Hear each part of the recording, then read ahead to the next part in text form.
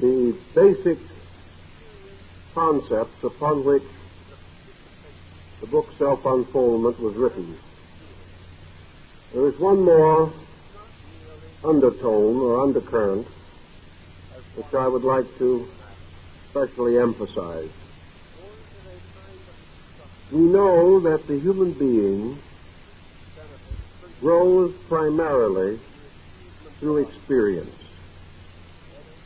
And experience is a participation, an actual doing. It is not merely an observation as one separate from an action, nor is it a kind of instruction in which we seek to benefit principally from the achievements of others or the records of ancient ways and manners. The entire concept of experience is immediate and vital, and there can be no change wrought in the nature of man without the dynamic of experience. It must naturally follow that all disciplines set up philosophically to advance the unfoldment of man's nature must in some way lead to or participate in experience. Now, man may experience outwardly through the testimonies of his sensory perceptions, or he may experience inwardly through the testimonies of certain other powers or faculties within himself. By experience, all processes of growth are given life, are made to be alive, so that we grow not by living upon the dead, but by living upon life. For the moment knowledge is dead, it can no longer give life. So long as we depend upon words or formulas or attitudes which have no immediate vitality in them,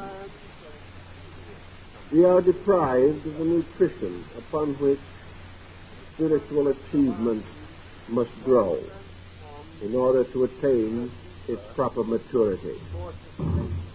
Thus we have in the older disciplines certain concentrative exercises that have as their peculiar purpose that man shall experience something within himself, that his concept of I believe shall be transformed into a deeper and more sustaining conviction, I know. This changing of believing into knowing is possible in outward things through participation. The man who studies carpentry for a lifetime must yet pick up the hammer and the saw and create something if he is to know the meaning of the great concept of carpentry. All theory may contribute, but only does it give the skill for actual achievement.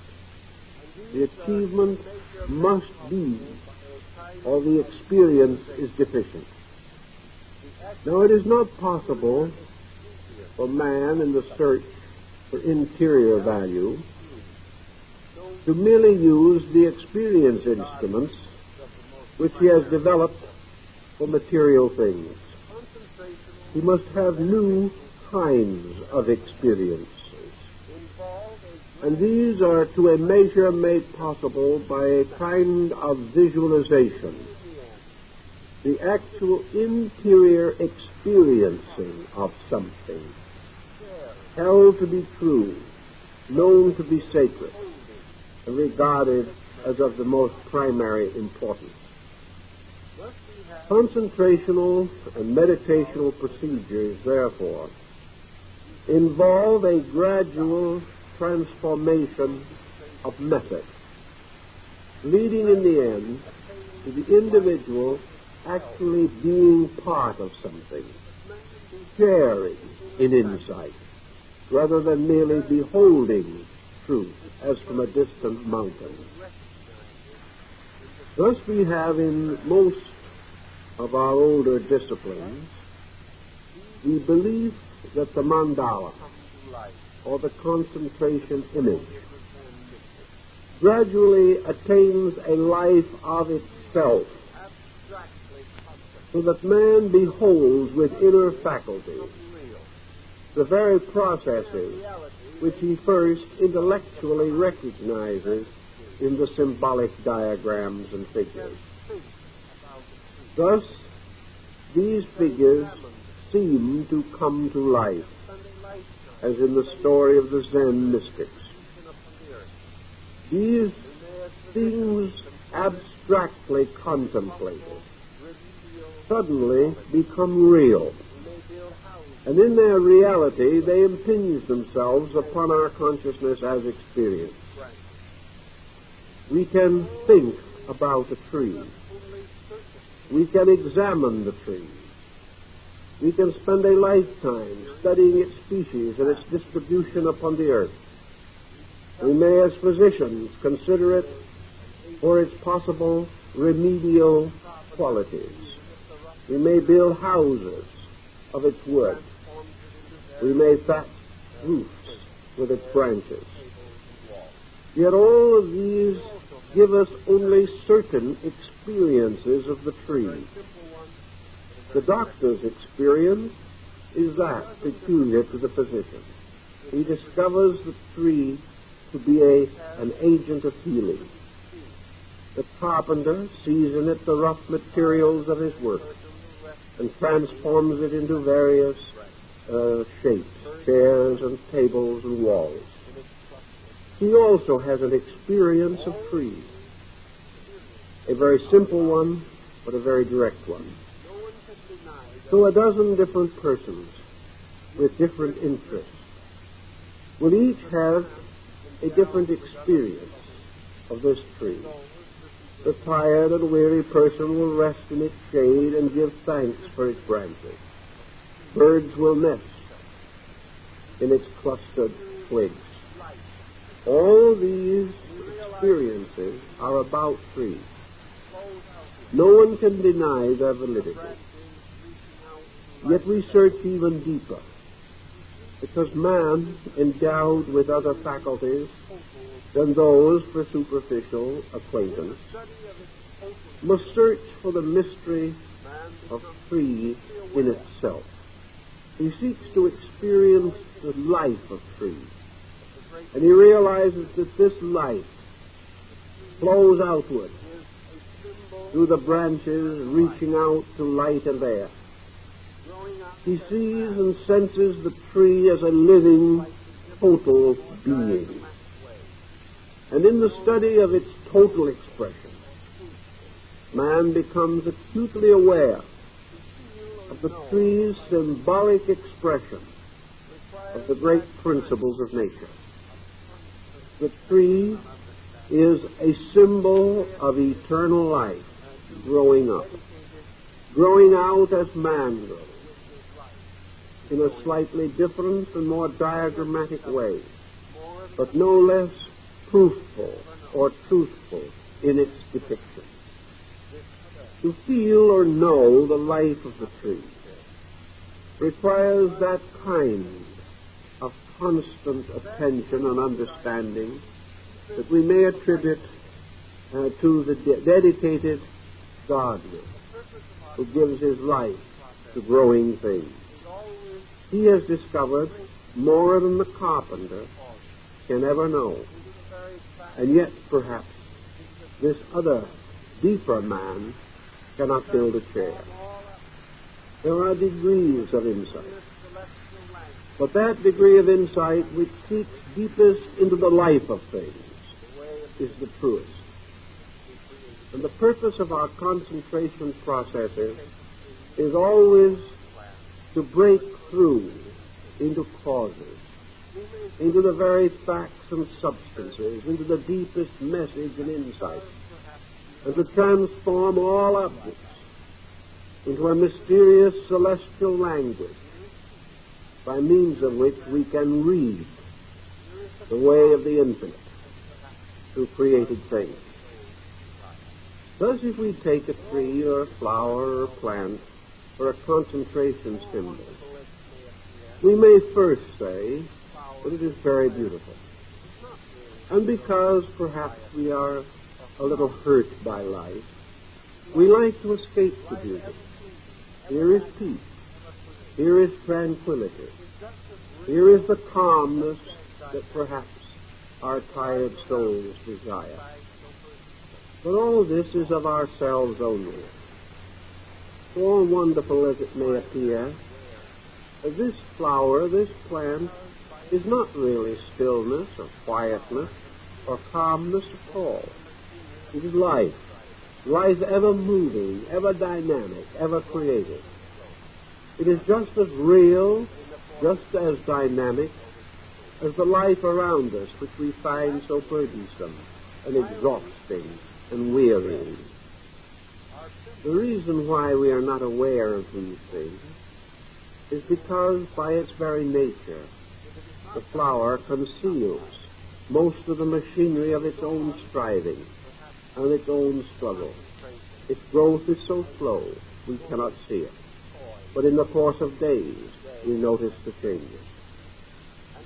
So actually, while we may be seeking rest, our symbol is itself an emblem of motion.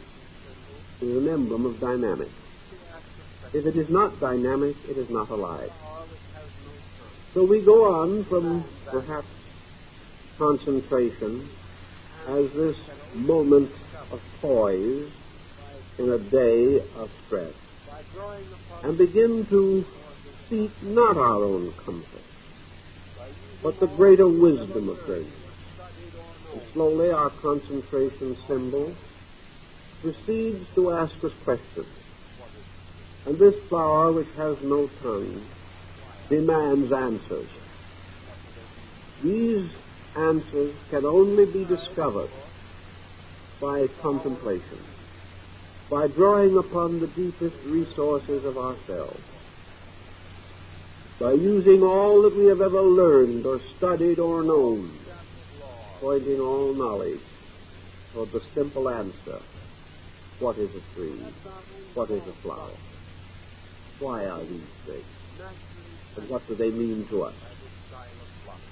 In a time, of course, the flower or the tree will take on greater and more living importance. We will begin to see in it the long shadow of laws, of principles, of truths and processes. Perhaps our own false doctrines will be naturally censored by this silent blossom. Although it has no tongue, it speaks with an infinite number of voices, calling upon us in myriad ways to search in ourselves for the meaning of everything that exists. So as time goes along in this meditational process, perhaps we shall pass beyond the flower or beyond the tree. We shall see it gradually fade away because we have passed through its shape or shadow and are again searching its substance, which, like our own, is formless. But always, as we proceed, we shall be experiencing something of life. We shall be sharing intuitively in a process of wonderful discovery. It will seem as though innumerable centers of light burst in our consciousness, opening like flowers, telling us things that previously we had not dared that we would ever know. And this way, our concentration moves into dynamics. It moves into meaning and power. It goes on, no longer merely a process of looking at something, or even trying to forget everything else and staring ourselves into an astigmatism. This is not it. It is by degrees a wonderful relaxation in which it seems as though our discoveries are sort of floated in the air around us. With almost no effort, we keep on growing, simply because we no longer resist growth. Growth is effortless, unless man chooses to force or distort its processes. In this way, we gain a sharing in an adventure of life. Now, someone has written to me and asked me if mathematical symbols are suitable for the mandala processes. They most certainly are. For one of the oldest masters of these sacred arts was Pythagoras of Samos, to whom the world is indebted for many of its most basic mathematical discoveries. A great and wonderful mandala symbol is the 47 process, actually invented by Pythagoras. Other wonderful mandala processes are the symbols of number. Individuals can take the number 1, draw it on a piece of paper, paint it upon canvas, or place a carved representation of it on a stand before it. And in the presence of this number, we may become absorbed in the entire mystery of existence. For if he can exhaust the number 1, he will exhaust all numbers which arise in it and return to it again. He will exhaust all principles, for it is representative of the principle of principles. He will gradually come to know all processes and all miracles of creation. How does such a discovery vary from the simple study of math, or of geometry, or of trigonometry and calculus? The difference is very obvious. You may study things, and if you study your mathematics as a small boy, you will learn that 2 and 2 make 4. And having made this discovery, you will be very wise in your own conceit, and hopelessly ignorant of those who make it. You will go on. You will multiply and add and divide, and you will work out problems to discover how many square feet there are in the floor, or how many apertures there are in a certain amount of airspace. You can learn all kinds of things. You can also go into miracles and into all kinds of trigonometrical formulas. But if you are merely learning to add up a grocery bill, or to work out some plan in mechanics, or to discover some abstract principle of perspective, that which you attain is measured by that which you desire to attain. Thus you may be a mathematician without ever having sensed in mathematics the mystery of the universe. You may intellectualize and say, well, in mathematics we have our single certainty. Even this does us no good. For the world is full of certainties, which, though true in themselves, still leave us ignorant. Mathematical formulas which lead into the contemplative world are like those of the Tetractys professor, the pyramid of dots, or the mysterious development of the inner surfaces and dissections and bisections of cubes, and many others relating to cones and various mysteries of numbers. All of these, as Pythagoras pointed out, can lead to illumination, but not unless they are approached by concentration, by the contemplative method. Having discovered as Plato so wisely noted, that God's geometry, that the universe is a magnificent formula. Man can come to experience this formula by aid of numbers. However, he can study numbers and never experience this formula at all.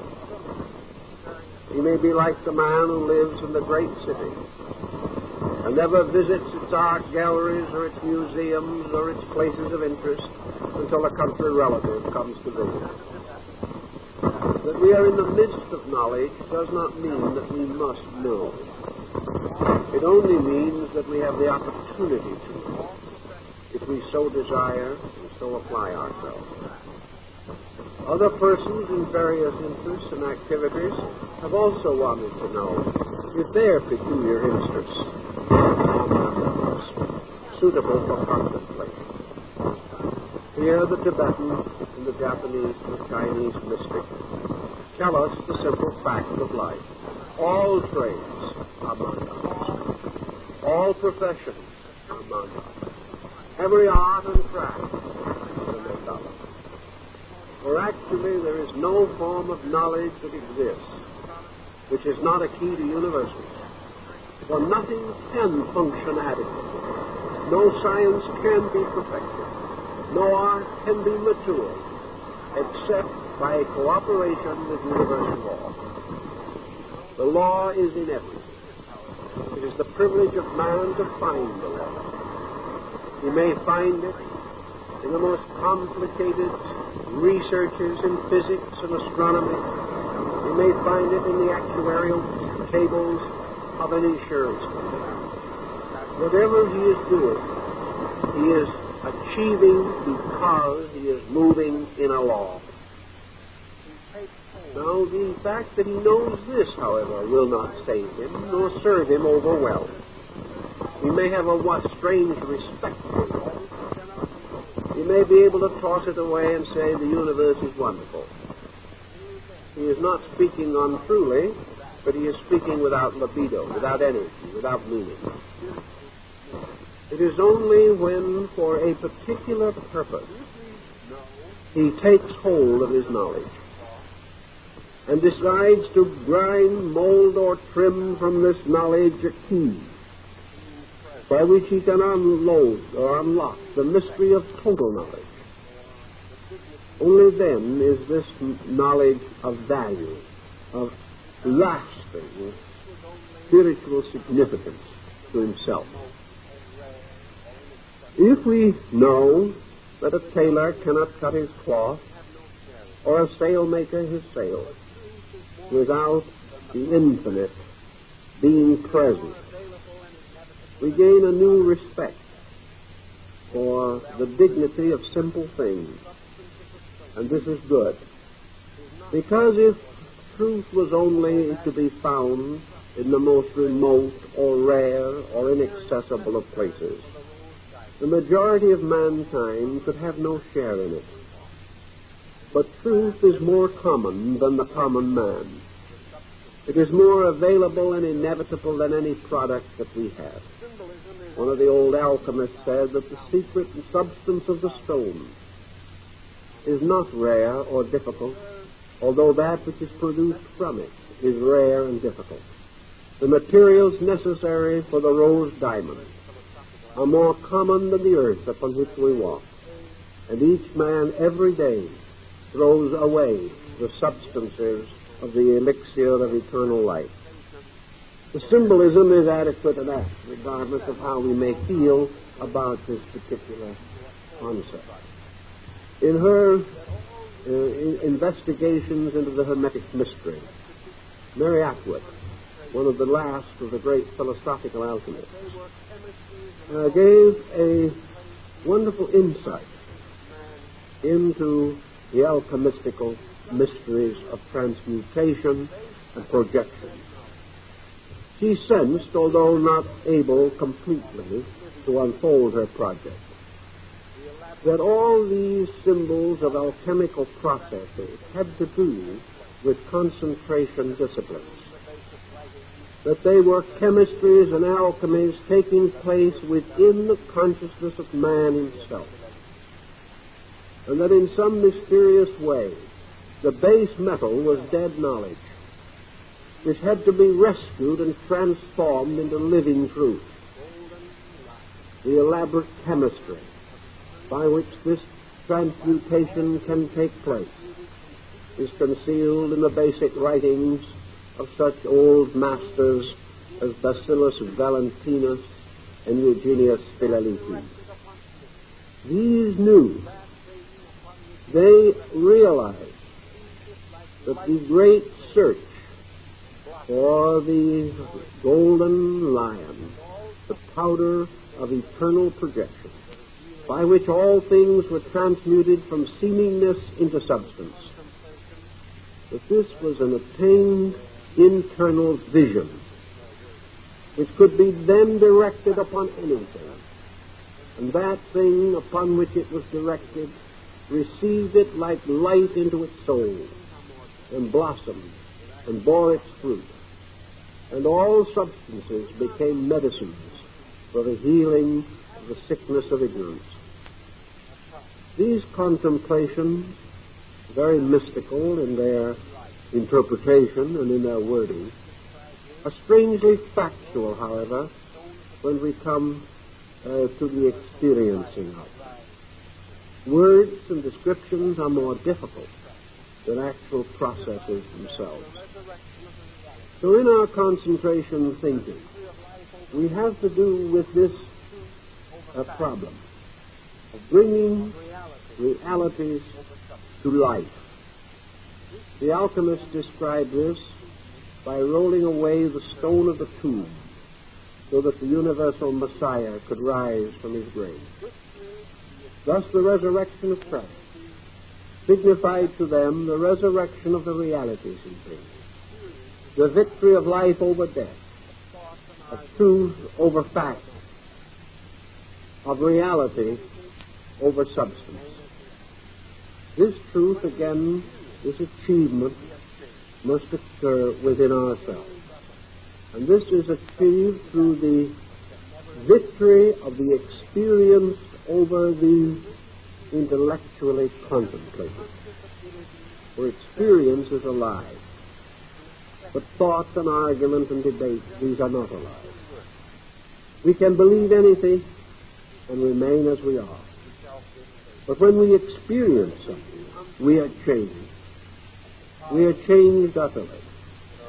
Something is added that can never again be taken away. So it is this experiencing and the conscious ability to benefit from experience, to accept experience, to judge it for its true worth.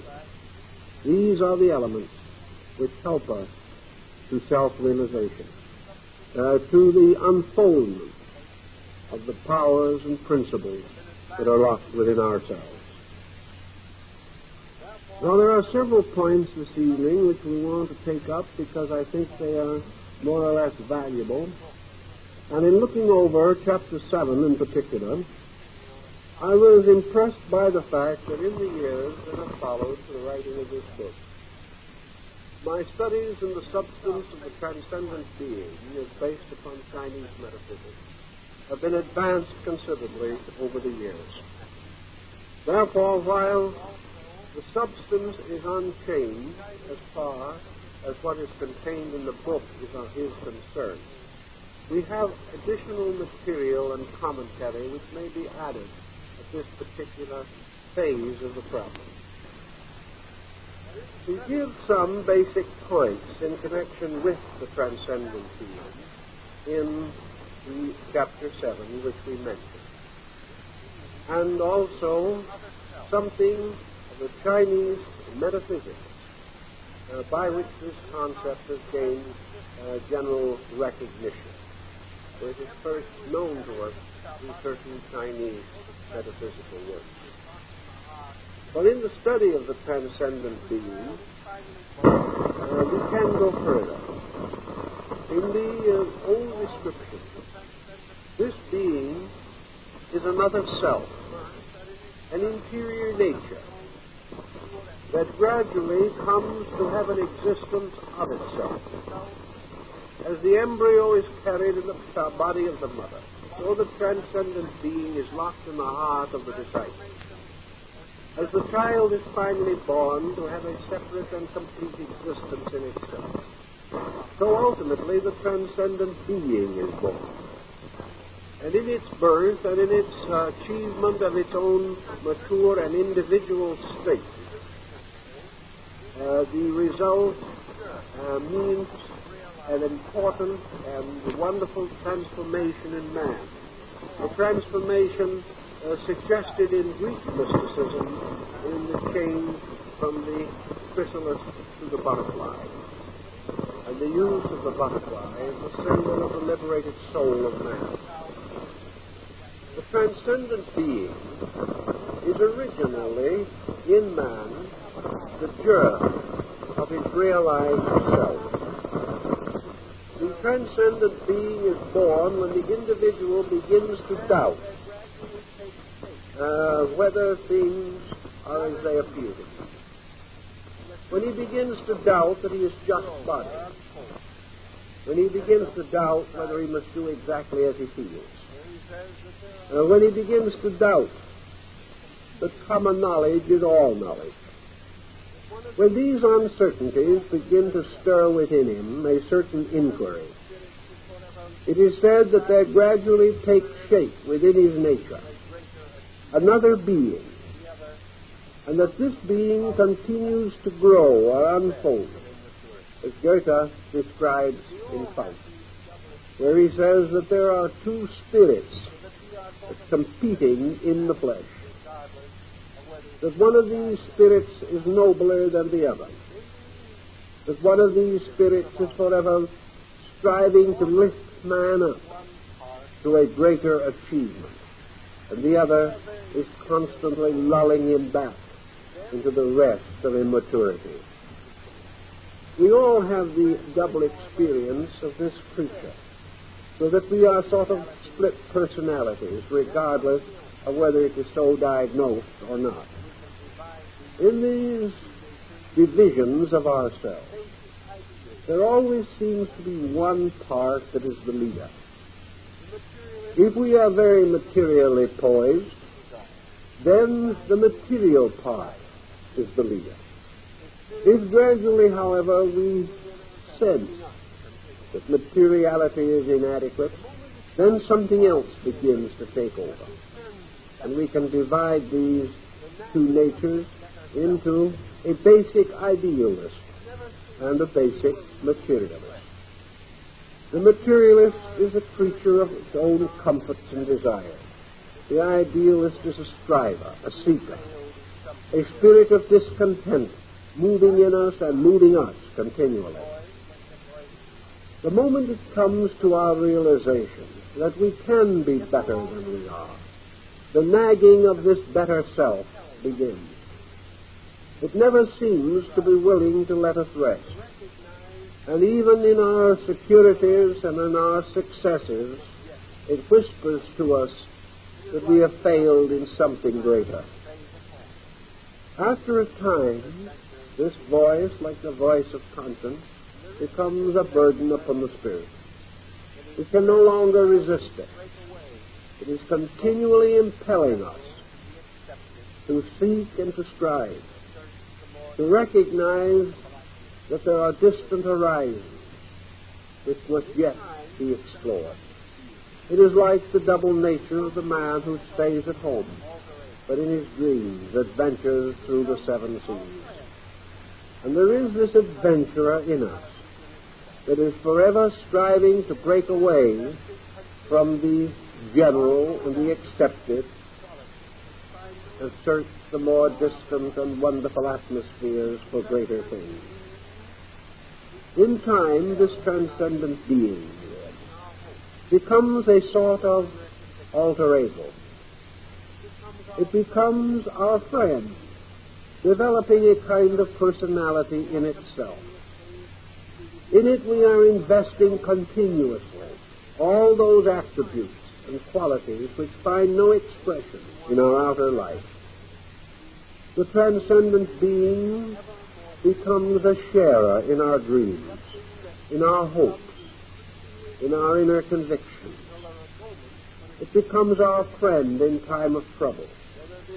And as we turn more continuously to the inner part of ourselves for understanding, we seem to find it there. And in one way or another, we create an ever more visual image, something that becomes increasingly real, until there are moments when it seems difficult to decide whether this transcendent being is ourselves or whether this outer person we have known so long is the real self. In the Chinese metaphysics, it is taught that as time goes on, this transcendent being gradually absorbs into itself the energies and powers that were originally vested in the outer personality. In due course, the rulership of life, the center of consciousness, moves from the personal, physical perspective of objectivity within life and becomes identified with the transcendent being. This being then becomes the real self, and it has absorbed the lesser self and becomes a living thing in itself, having created for its habitation a mysterious garment of energies which we call the soul. So that actually, from this soul substance, we fashion a new instrument of expression. We give a new kind of body, which is not of the earth, but a body which is a vestment of heaven. And having created this body, we finally move into it, inhabit it, and discover in it our normal instrument. For the ancients were convinced man was created and basic, a human soul. The body was a strange and distant and unwieldy thing, not natural to man. But that man inevitably seeks to escape from the domination of body and return to the psychic substance which is his true nature. Thus man becomes a living soul. And this soul is his proper instrument and vehicle, in which he then again involves and evolves, passing from one condition to another, until he exhausts the mystery of soul, as he is now seeking to exhaust the mystery of body. This transcendent being, this intuitional overself, is therefore as close to us as our own ability to sense it. And in meditation and in the various mystical disciplines, there are processes which encourage the development of this transcendent nature. Man, turning from the consideration of temporal things to those things which are internal and eternal, naturally gives the weight of his energies, his creative processes, and his experience mechanism to this inner growth. And this growth, therefore, gradually matures. The opposite situation is fairly obvious to us in psychological problems. For where the individual misuses his psychic content, where he becomes burdened by false attitudes, where he permits complexes and neurotic tendencies to take control, then he sickens his psychic life, which becomes a burden to him, and becomes the opposite of a transcendent being, rather appearing in the awful likeness of some monster or demon, threatening to destroy his normalcy and his peace of mind. But as surely as dissipation, corruption, and indifference breed their own monsters in the silence of our psychic selves, so the path of discipleship transforms all this, and transforms the bitter guardian up at the threshold of the astral light into the blessed and truly glorious soul rightness, by which we gain this instrument of liberation and spiritual integrity. Thus, the transcendent being in the Chinese way of life is something that we gradually come to know and understand. And one day we step across the bridge, and the better self becomes the one and only self, whereas today there is division in our midst, conflict and uncertainty, a little aspiration, and a great deal of resignation to negation. This development of the transcendent nature has been given a great deal of thought, particularly in Asia, and probably is the answer to many unsolved questions relating to the extrasensory perception range and to the projection of consciousness and intelligence from one place to another. For this higher being possesses much greater aptitude and much stronger abilities than those which we know in our daily living experiences. According to the Chinese, this transcendent being can travel around the world. It can go to the most distant places. It flies through the air on the back of a crane or rides a phoenix through the clouded sky. It is the mysterious being of inspiration. It is that which seemingly can dart instantly into the highest parts of the sky, penetrating with its inner vision into the deepest secrets of the universe. This transcendent being is therefore full of powers which we experience only in shadow or in part, but the reality of which we seem to sense. Also, this transcendent being represents not only the image of power, but the image of integrity. It is forever reminding us that only by certain procedures may we achieve to this Taoist paradise, where the immortals gather around the peach tree of eternal youth. All of these principles and processes have their rules and laws. None can be broken. And the universe is in every part of itself completely and totally honest, accepting only honesty from those to whom it gives its richer blessings. So the way to immortality, as found in the mysterious journey of the hung soldiers, is a very different and very peculiar path in correspondence to our daily thinking. It is not something that we can easily sense or understand, but which only gradually dawns upon us as we begin to seek in our own natures for the secrets of life. In the Chinese, for example, also, great emphasis is placed upon the motivations behind the various achievements of men.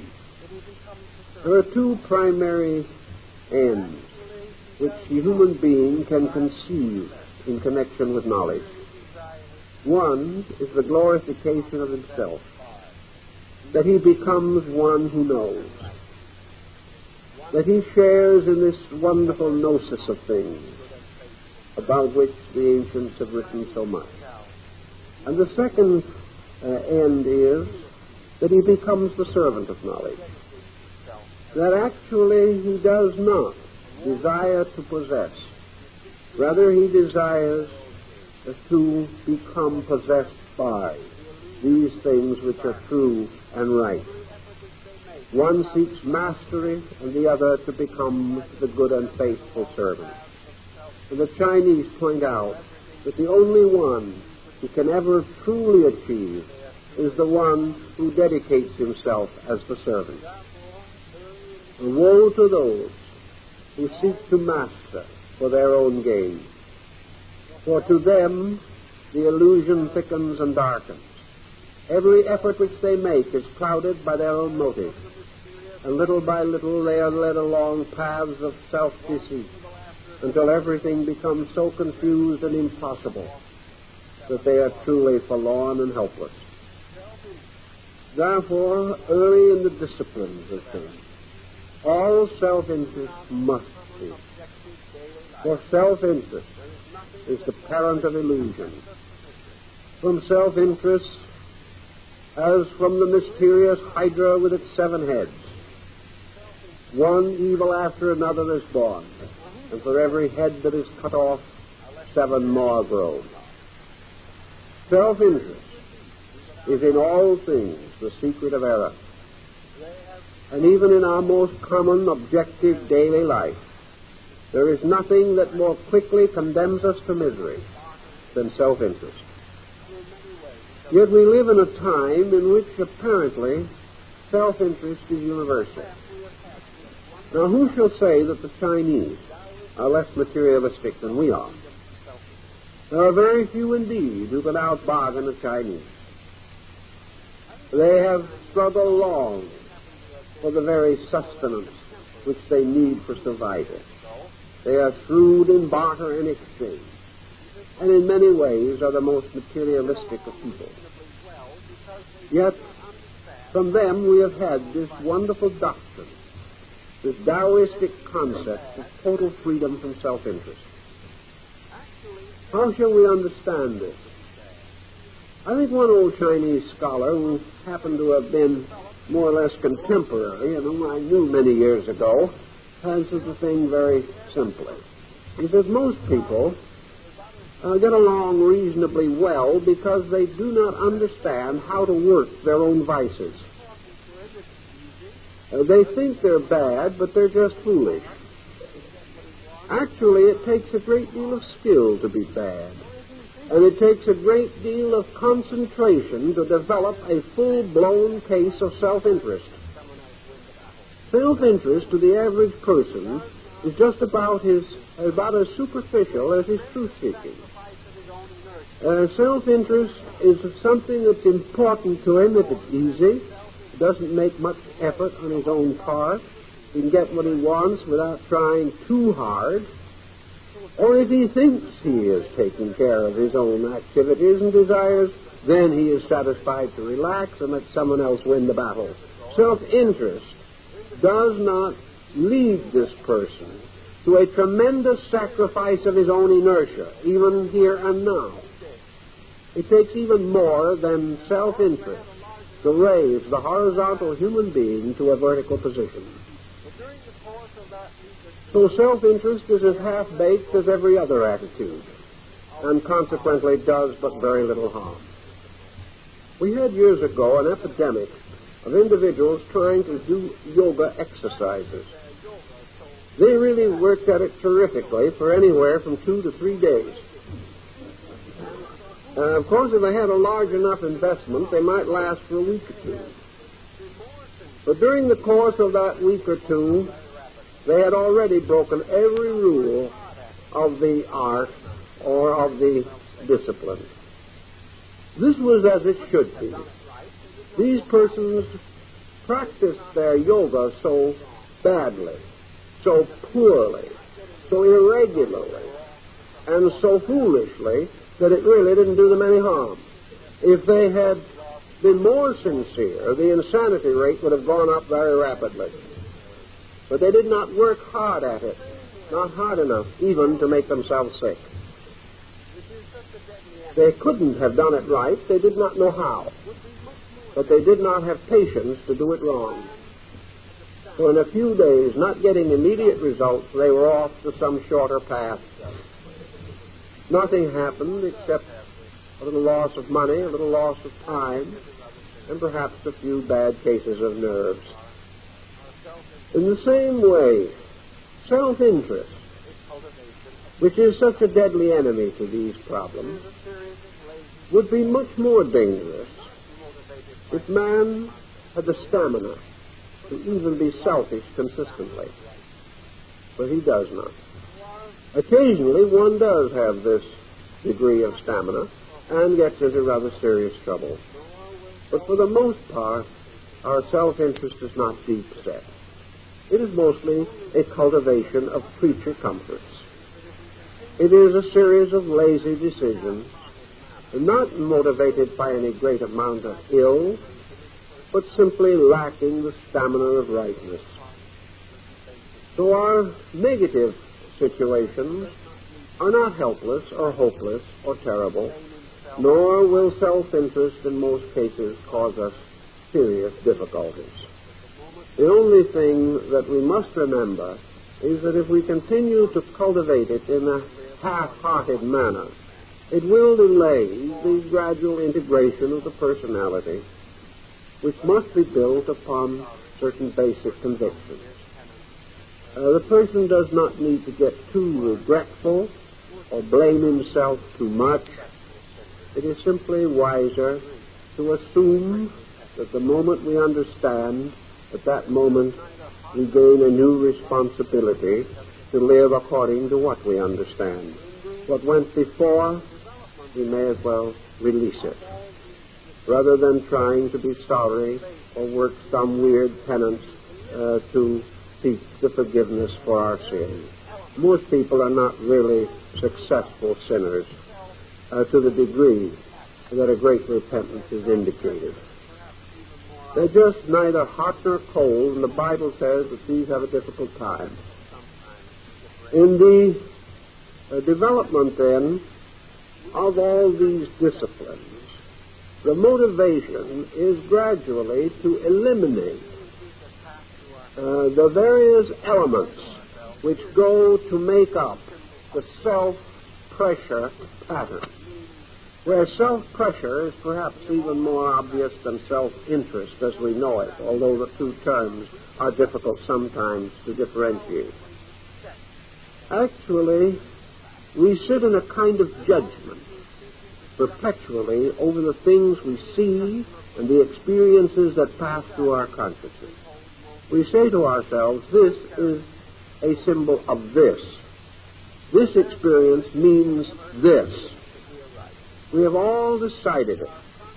We know exactly, according to our preconceptions, how we are going to accept what we term to be fact.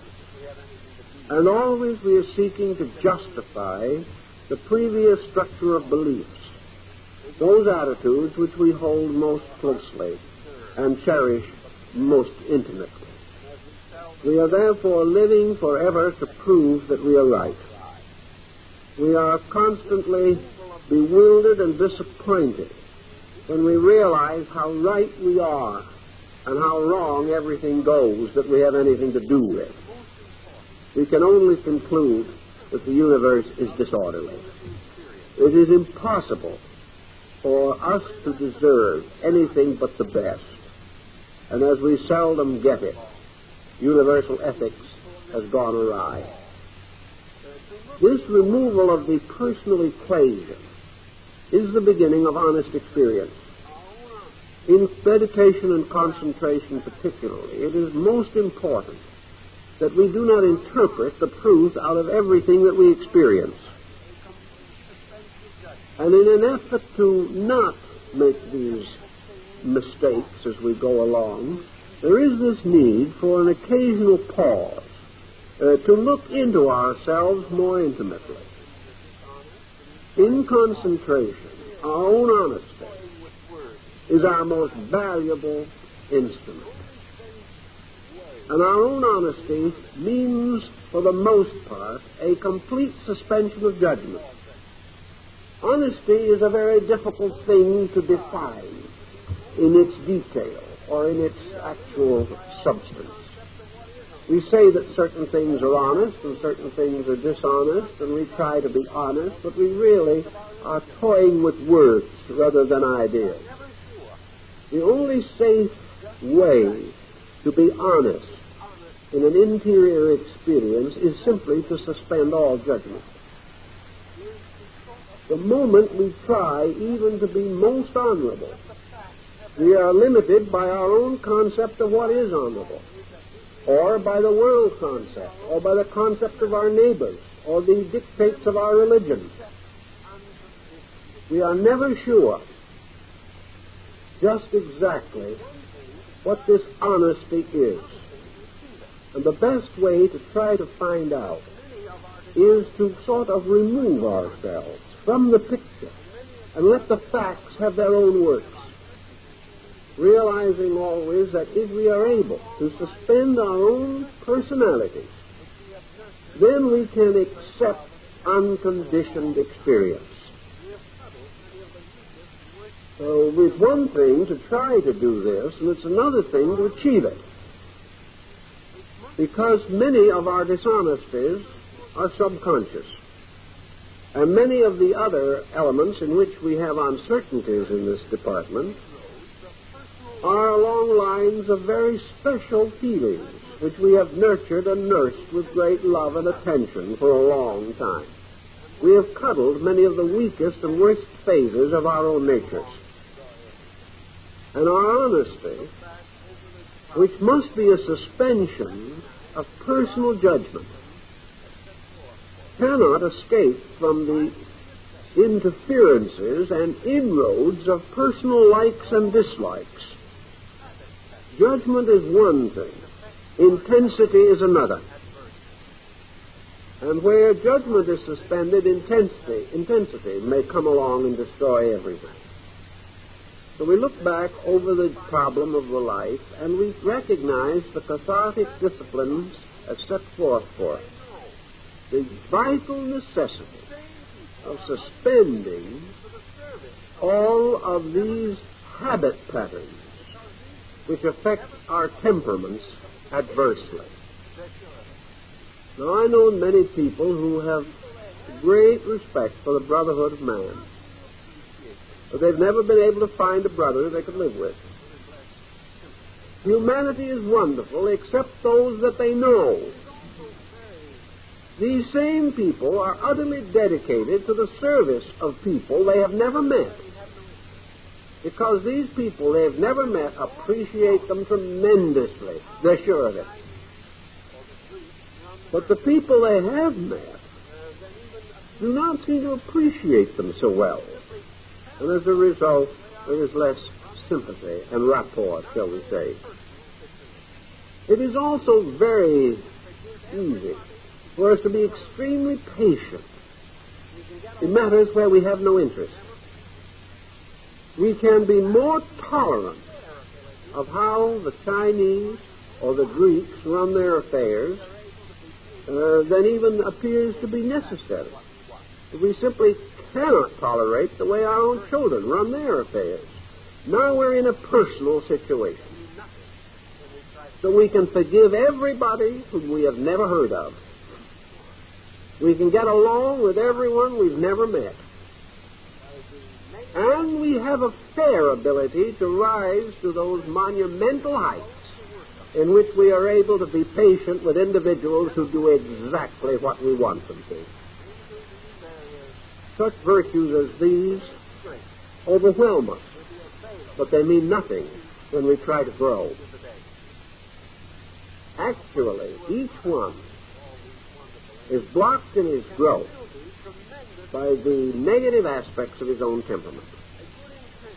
Unless he really goes to work on himself, he is never going to be able to break through into these areas in which inner strength will be available to meet the pressing need of the day. Now, persons who have not accomplished all these wonderful ends can still be tremendously useful people. A good intention, a good resolution, this also helps tremendously. And it is part of the way in which nature permits us to grow. Nature does not issue any ultimatum at the early period of the growth of anything. Nature never at any time points a finger at someone and says, "You shall not do this." Nature works in a very subtle and general manner, but its ways are irresistible. Thus, the person who has not made these grand achievements, grown as we discipline ourselves, our vision increases with our efforts. Here also, then, is the end of pressure and tension of growing. The individual who is experiencing inwardly does not have to fight negative habits. Whereas otherwise we must continue to try very hard to keep principles we believe within our own lives we are not achieving a certain amount of disciplined integration. Now, all these things make a lot of sense and a lot of problem for us, but I wanted to take them up because I felt that they would add something to this study. In chapter 7, we have a further consideration of the problem of the adept self. At the time this book was written, there was very little known about certain phases of man's subconscious structure. And the hero self, the adept self, the teacher self, the guardian self, these were not differentiated parts of the psyche. Yet we know that in ancient times these differentiations were known and recognized, and therefore that they did play their part in the philosophical and psychological symbolism of alchemy. The adept self certainly represents the teacher within. The adept self represents again the transcendent being and the transcendent nature of man, the overself, Emerson's oversoul, or the Gnostic anthropos. This principle means that each person is seeking to reach the source of his own necessary instruction. And this source of instruction lies at the root of that differentiation of consciousness which he calls himself. To reach this overself, so that, to use the Eastern phrase, the voice of a silence can be heard, means distinctly to create bridges or instruments of interpretation by means of which the higher nature of the person can move smoothly and adequately into objective consciousness. We have become so tremendously involved in the reception of image from exterior sources. We have so learned to think of the sensory perceptions as instruments for the recording of environmental phenomena that we have overlooked what the ancients knew, namely that all sensory perceptions are two-way roads. But just as surely as these perceptions must convey environment into us, so likewise these roads must be the channels through which the self moves out into its environment. The psychologist today really regards the self as poised between two pressures: the pressure of the world on the outside and the pressure of a sick self on the inside. To him, most of the psychic pressure that we experience is negative.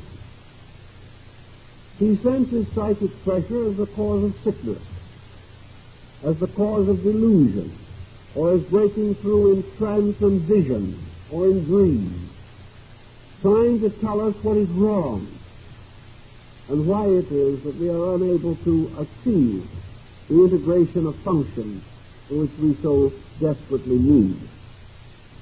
It does not seem to occur to these people that this message from the inside should be essentially a good message, that this should be the source of strength, that it is from the inside that all of the healing power of nature flows out into the outer life, that the interior is the source of inspiration and aspiration, that it is the source of holy strength, divine insight, and the courage to do all things well.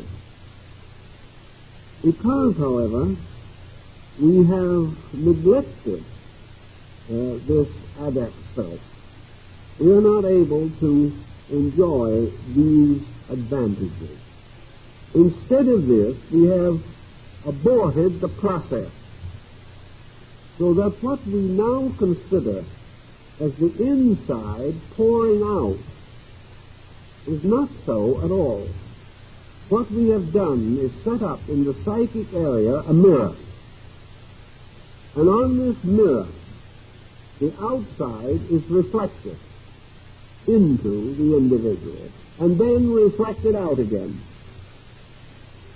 so that what seems to be coming from the outside is merely that part of objective experience which has filtered in.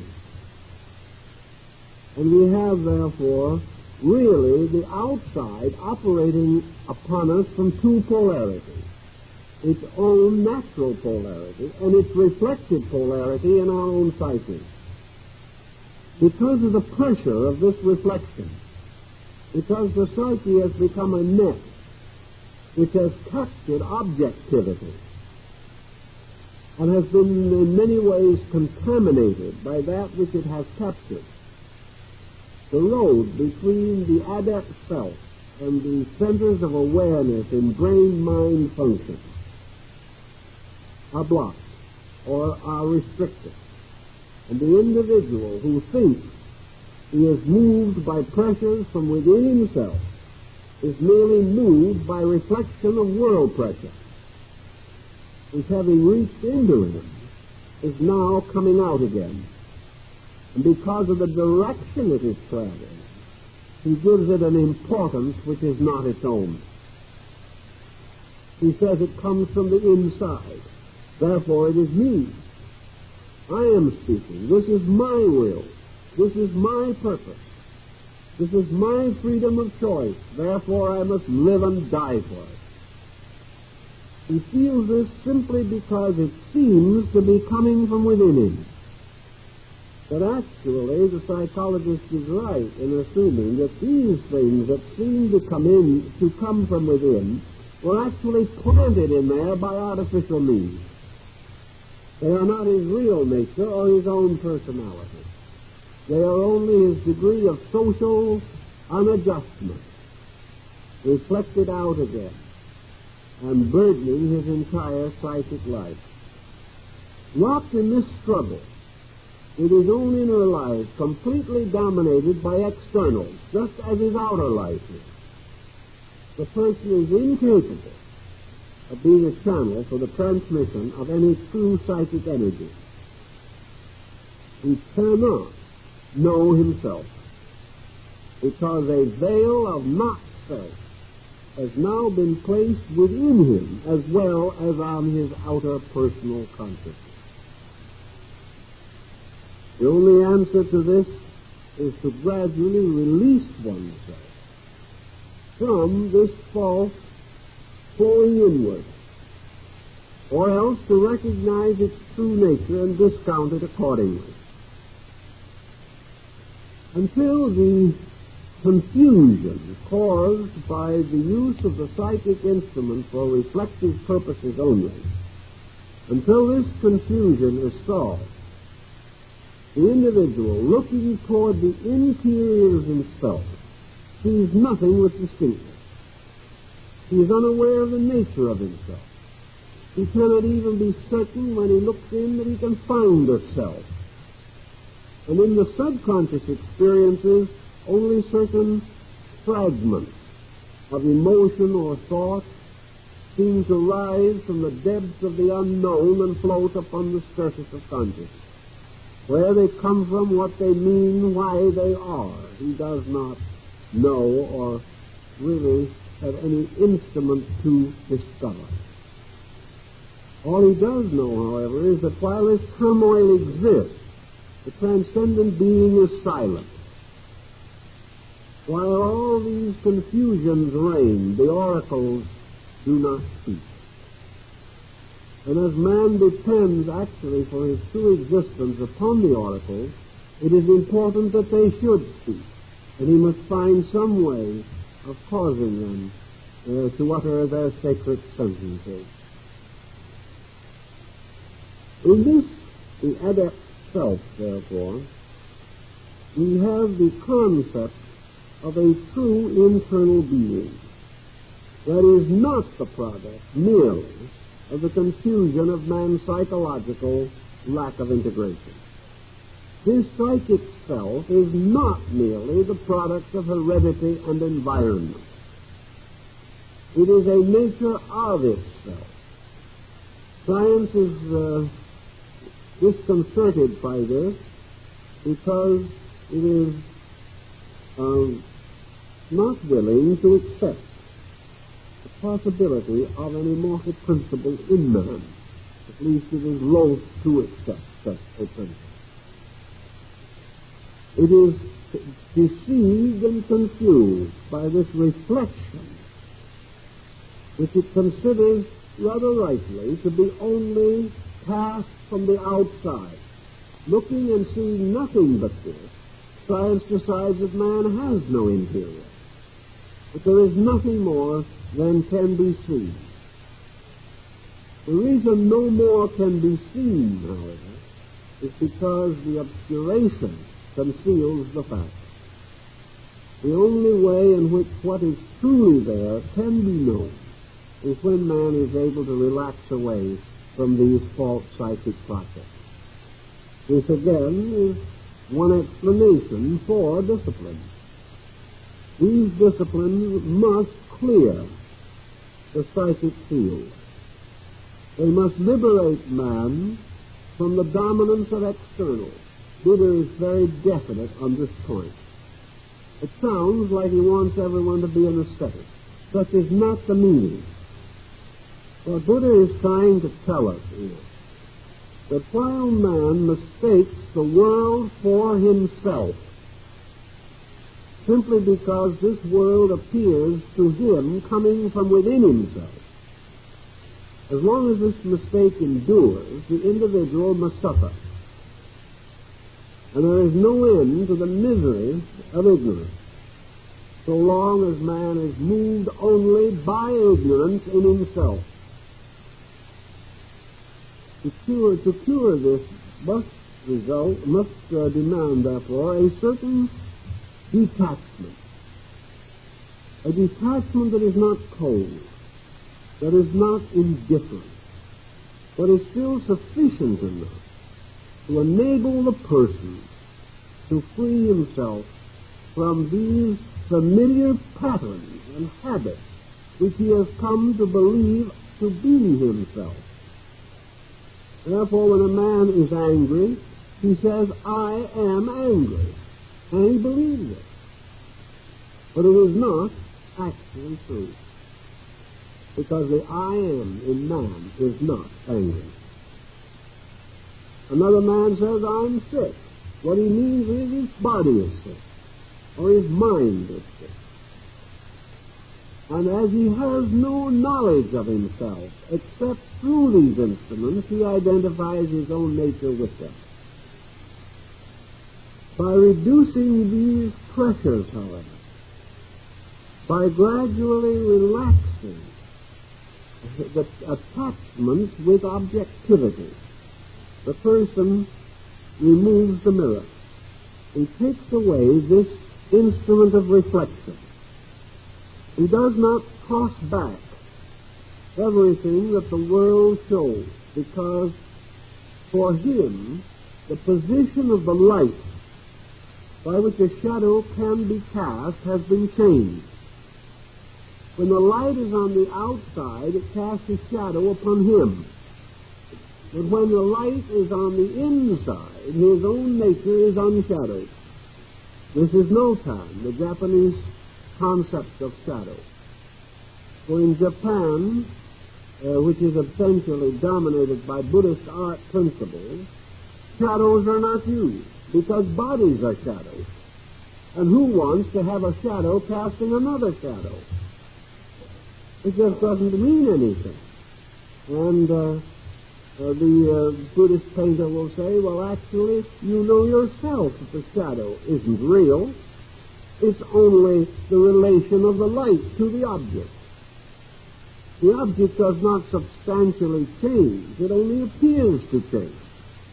Well, why make a picture of an illusion? Why not make the picture of the thing as it really is, or as nearly as we can, without allowing it to be shadowed, or to cast shadows, which are not of its own substance, and for that matter are of no substance whatever. But the reflections in the life of man are like these shadows. And we have taken the shadows for substances too long. And it is the purpose of the disciplines of self-development to cause the individual to escape from the shadow-casting formula. He casts no shadow, and he permits no shadow to be cast upon his own soul. And if the light is where it belongs, the light will cast no shadow. And the psychic self is free from this burden of appearances which have no substance or essence.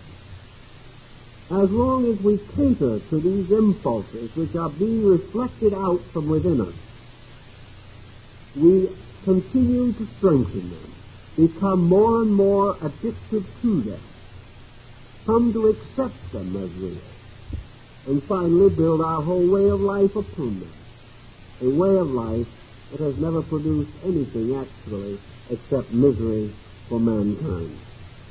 But for the little hour of pleasure, he has taken ages of war and crime and death.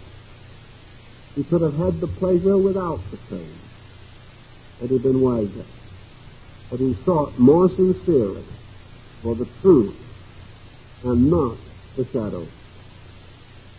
Now we also have under consideration this evening another important element of philosophical discipline, and this is the exercise of retrospection.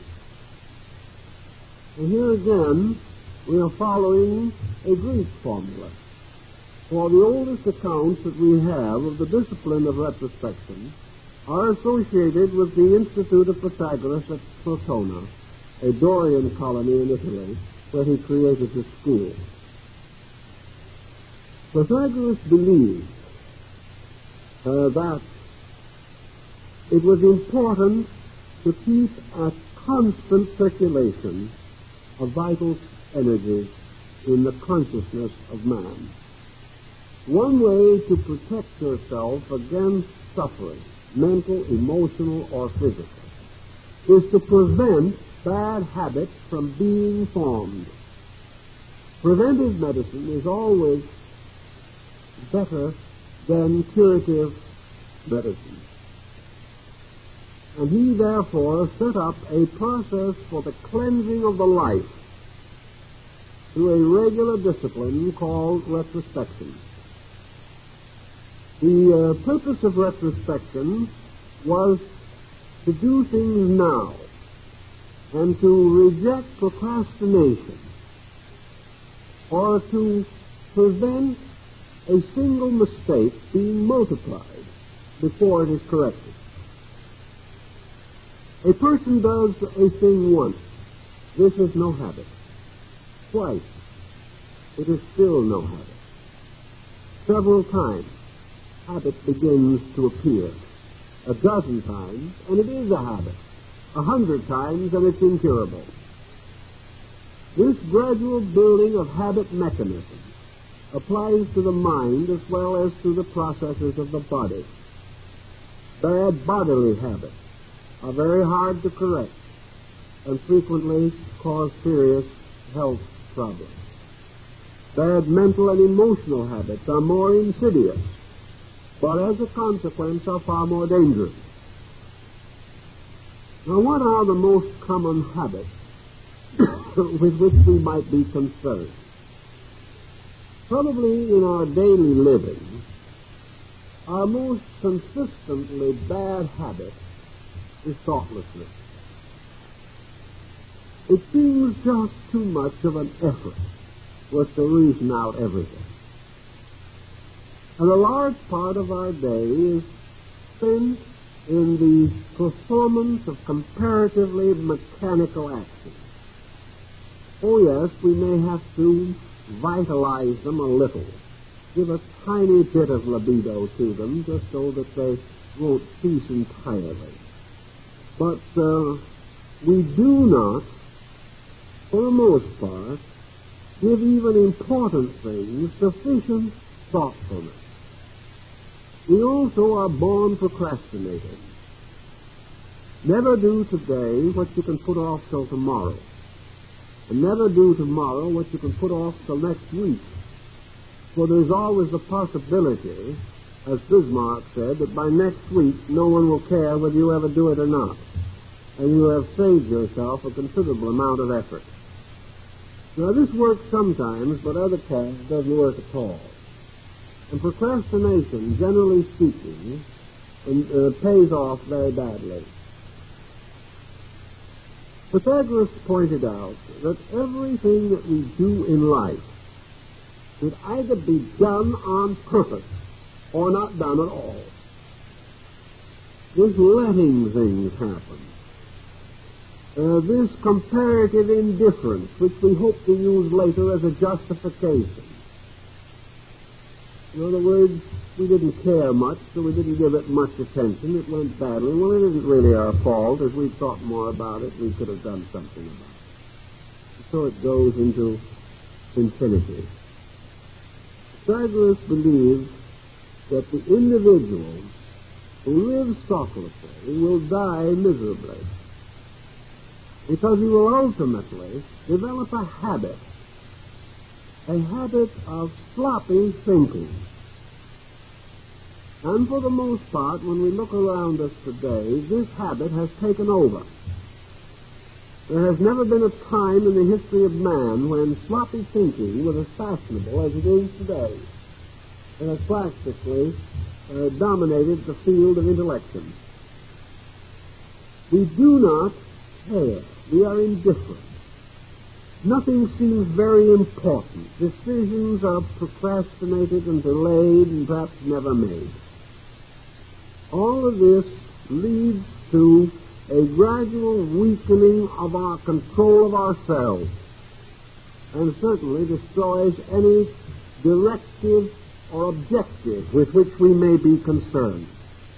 We have therefore developed not only the do-little attitude, but we have now perfected in what we call the go-nowhere attitude. We do not care where we are going. We have a hope that in some mysterious way we will drop into a quiet grave before everything goes to pieces. We are not concerned about the future of ourselves or others. And this collective carelessness, this indifference bred by generations of sloppy thinking, will sometime come to a head that perhaps destroys our culture at a very vital moment. Pythagoras, therefore, believed that the wise man must always be in control of his processes, of his thoughts, and of his emotions. He must also learn the way that we can all learn, and that is by fact. But all arguments and discussions and diagrams and theories are very secondary when compared to living facts. Now, if we had no living facts, we might have to depend upon theories. But we do have living facts.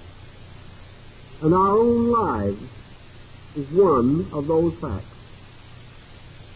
Well, Pythagoras decided that for his disciples there should be a discipline, practice every evening. A practice for a very brief period of man-made time, for in the mysterious dimensions of thought and meditation, time becomes ethereal, as in the case of dreams, but a whole life may unfold in a few moments. About 5, maybe 10 minutes at the most, perhaps even less, of man-made time is sufficient for the individual to go back through his life in a reverse order. from the night to the morning, for his retrospection is limited to one day. It occurs each day and covers in each day that day itself, while every memory is still vivid, while other circumstances have not intervened or new interests have not shifted our perspective. The purpose is to experience our living as a series of small causes and effects. In daily living, we experience from cause to effect. In retrospection, we reverse this and experience from effect to cause. This philosophical insight is especially valuable because it reminds us that with the lives of those around us, we can only experience from effect to cause. The things that we see around us are all effects to which we must attribute causes, and the causes of which we must discover. And having discovered them, we must evaluate them. But in our own lives, we have this peculiar ability to live the same experience twice in different arrangements or in reverse order. So we say to ourselves, this morning I said something that was rather critical and uncalled for. I hurt someone. And this night, looking back over that day, I try to understand why, what caused it, and also what the effects were. Later in the day, this person to whom I had said the unpleasant word was not friendly, but went away, and I did not see them for the rest of the day. I had hurt them. This hurt and this disappearance of the other person now comes first. We say to ourselves, this person was hurt. Who hurt them? I did. How did I hurt them?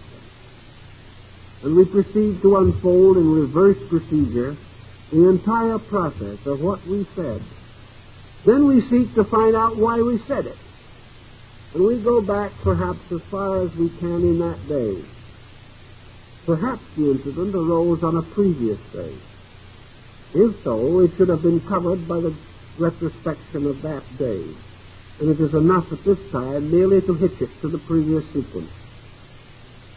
But out of this procedure of retrospection, we also come to certain decisions or conclusions.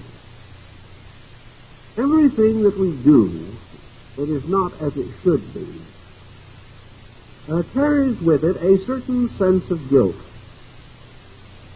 Pythagoras did not believe in the vicarious atonement. He did not know of anything of the idea of penance for the forgiveness of sin. All these things were to come long after his day.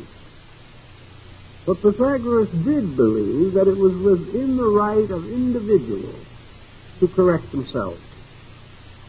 That when we have done something that we know not to be right, it is our privilege to accept the personal responsibility for that action, to honestly and sincerely regret it, to resolve that we will not repeat it, and to permit our mistakes to sink sufficiently into our consciousness so that it shall be a deterrent in the future from similar actions. If we think through the unkind things we say, or even the cruel thoughts we think, if we remember and reconstruct the results of gossip, and whom we have hurt, and how we have hurt them, and try to relive the damage we have done, we are not likely to repeat the occurrence. But if we simply cast it aside and say, well, they'll have to take us as they find us, nothing happens, and the individual is all ready to make the same mistake again. Or if we are willing to say he deserved it and let it go at that, which most people use as an excuse, we can then repeat our error with a good spirit. But if through retrospection we break the whole process down, if we really understand what caused us to have this unpleasant spell of temper, if we would really just face up to it and say, the reason I said what I said is now very obvious to me. I was just small and jealous. I was envious of something. I resented something. I myself have a load of psychic pain, and I'm going to take it out on someone. We think these things through straight and honestly. We gain a tremendous experience lesson. For we can relive our own occurrence, but we cannot relive anyone else's. We can bring back, as from the waste of time, this thing that we have done. We can know why we did it, and how we did it, and what we did. We can see just how wrong it was, or just how foolish it was, or how thoughtless, or how rude or crude. And from just self-centered, not some kind of a picking on ourselves, not a masochistic desire to appear to suffer, but from an honest evaluation, we can place our own lives as we would place the life of a small child whom we were trying to bring up correctly. We would realize what punishment is necessary, what the child needs in the form of correction and understanding, and we can administer it to the child in ourselves, for all weaknesses are signs of childishness. Now, I know definitely that some people who are having a great deal of trouble with themselves would never for one moment dare to perform a retrospection. It would cause their whole house of cards to fall down. Many people physically survive only on the strength of their own toxicity, and this is also true on the psychic level. Individuals live only to nurse their grievances. And if they face the truth and they realize the futility of their lives, they probably would be utterly discouraged. The retrospection discipline, however, as we said, whenever begun, does not go back beyond the day. And whenever the disciple decides to be attentive, he must accept it as it was given to him, according to rules which he must follow. He is not expected to ask why. He is not expected to improve upon the theory, because it has stood the test of ages, and the average beginner is no condition to improve on anything. So he does not go back in his retrospection to all the horrid and lurid things that may have afflicted him for the last 50 years. He begins only with today. And he says to himself as he goes back, this has been a very messy day. I have done many things that certainly were not kind.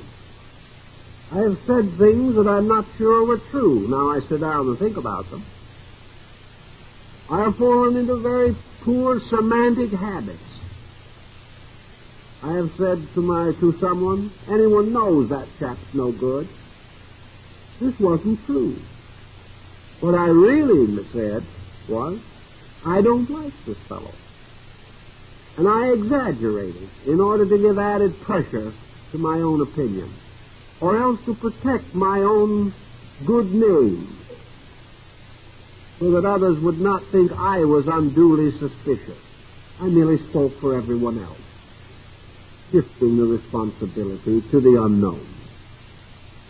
We sit down and think about that for a while. We will not exaggerate so much the next time. Then we can say to ourselves, I have passed judgment upon the work of another man. I said he was no good, that his job was poor, that anybody, including myself, could do it better. Can I do it better? A little thought may cause us to say, I couldn't do it at all, if the truth were known. I haven't the slightest idea of how to do it. What I merely was doing was criticizing. I was passing judgment on something I really am not equipped to judge. So little by little, we whittle away this broad veil of generality, of this wall, this network and framework with which we surround things. We just face the simple fact. I didn't feel good. Or I was angry. Or someone else had done something to me and I wanted to hit back. Or I lost my temper. Or the fellow was telling me something so true I hated him for it. These thoughts sober us. And in the quietude of our lives, we can go back over a day and sort of put it together.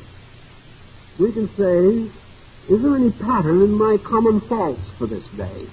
Yes, there seems to be. I want to put off things all the time.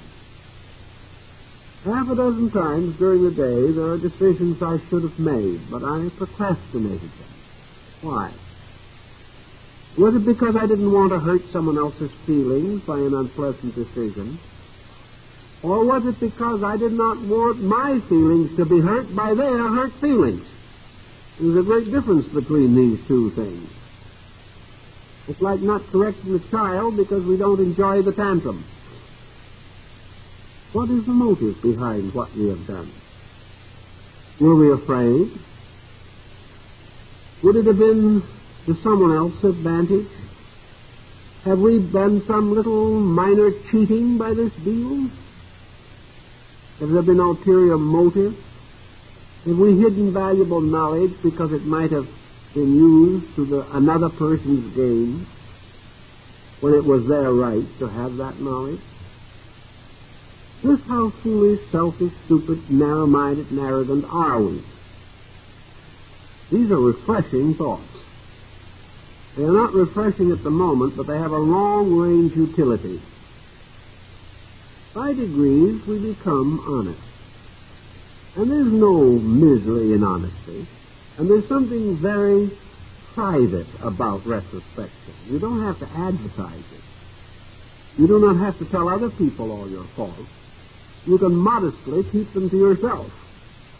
But you can also valiantly do something about them. Instead of confessing to someone, you can show that you understand by changing your ways in the future. Then there are all kinds of imponderables that move in upon us. Are we doing all that we can do in the society to which we belong? Do we think we can do things we can't do? Are we going out meddling in other people's affairs, not because we really know what we are doing, but because we like to regard ourselves important and hope others will do the same?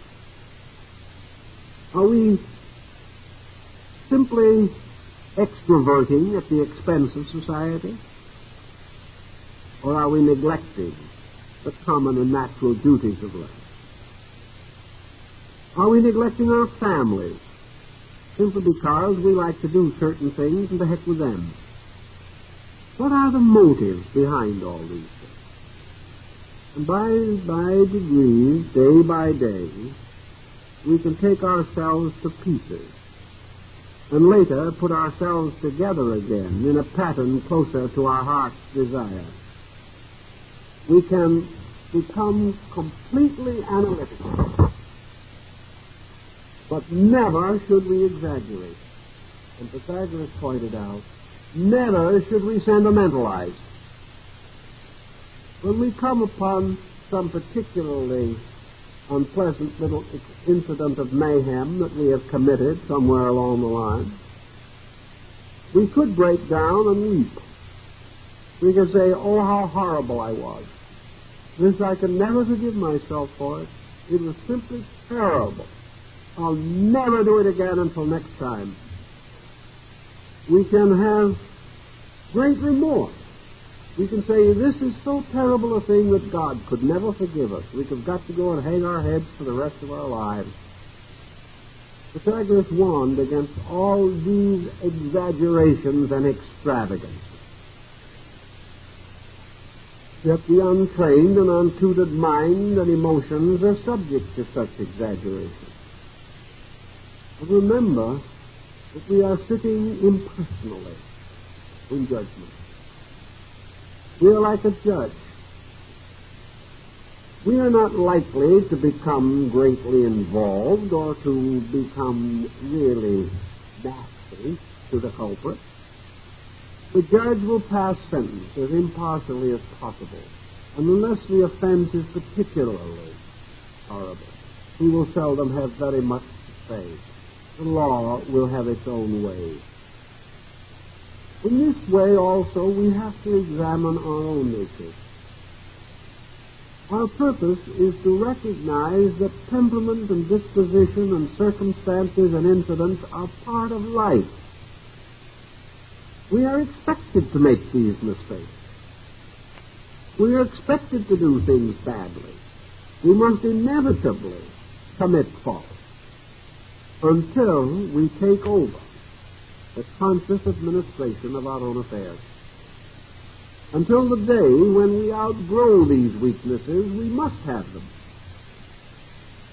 The crime is not in having them. The misfortune is that we must suffer because we have them. And suffer we will until we correct them. So we have no reason to become extravagantly despondent. What we have to do is face the facts as we would face the correction of a small child. To us, the small child's mistake may seem much more trivial than it does to the child, whose whole life may be to its own thinking hanging in the balance. Therefore, a simple, direct, factual conclusion, with a thorough remembrance of the lesson. If we get too emotional or too much involved, we may never do anything again for fear that we'll do it wrong. This is not the answer. The answer is to try to measure each day by a code of analysis that is simple, direct, honest, broad and sweeping, yet penetrating. Each day will bring new experiences for which we will not always be prepared. But by retrospection, we also gain a general preparedness. We learn gradually, in, say, a year or two of retrospective discipline, to make all important decisions more slowly and cautiously. We count 10. We are not quite so certain of things we know nothing about. By degrees, we ask from others and usually obtain a leave of time to consider or investigate or examine things. We do not trust their judgment anymore, but we trust our own a little less, and make certain that the facts are with us in these decisions. Gradually, this habit of prudence, beginning in retrospection, takes over at other times, and we become mindful during action of the retrospection of the previous evening. And we will say, look, I'm heading into this same situation again. This is twice.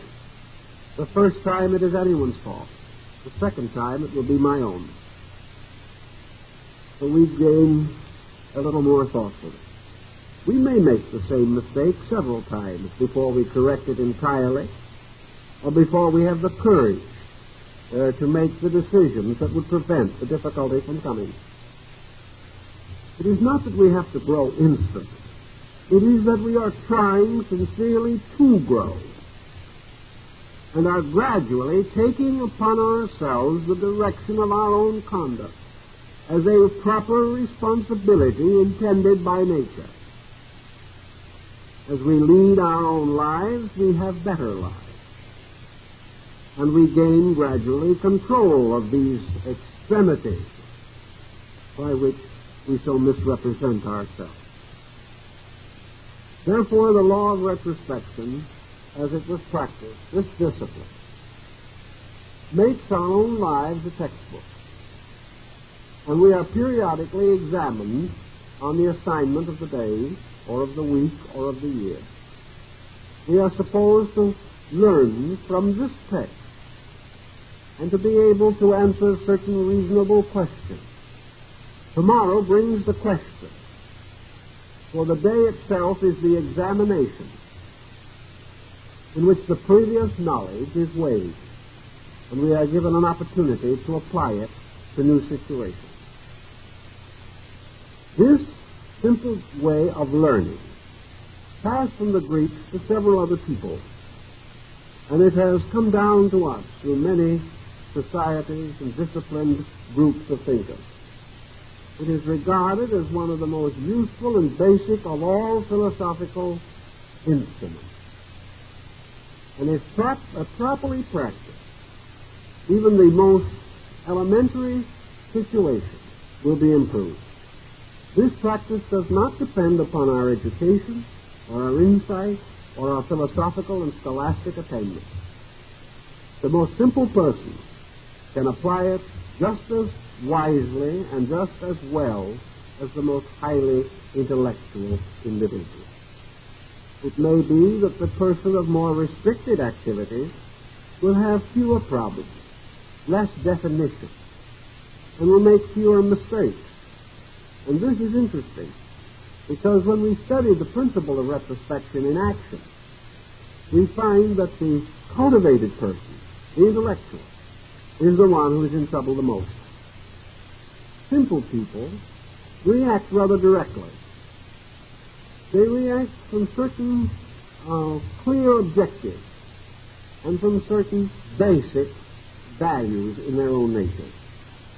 Civilized man, with a breadth of learning and a wide diversity of interests, is more easily confused and more quick to seek escapes.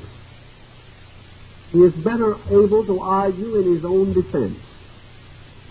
And of course, in retrospection, it is like certain of the courts of Europe.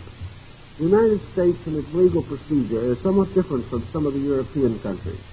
In many countries, a person tried for a crime is not permitted to have an attorney. He is his own attorney, and there is no attorney against him. He simply presents his case, and the witnesses present their case, and the judge or jury come to the decision. There is no elaborate legal machinery as we know it. And in those nations, I'm not at all sure that the justice is any less. Perhaps it is greater than we have here, with all our elaborate means of escaping the loopholes in the law. But in any event, the individual of intellectual attainment who is used to talking himself in and out of situations may also try to think himself in and out of his retrospection problems.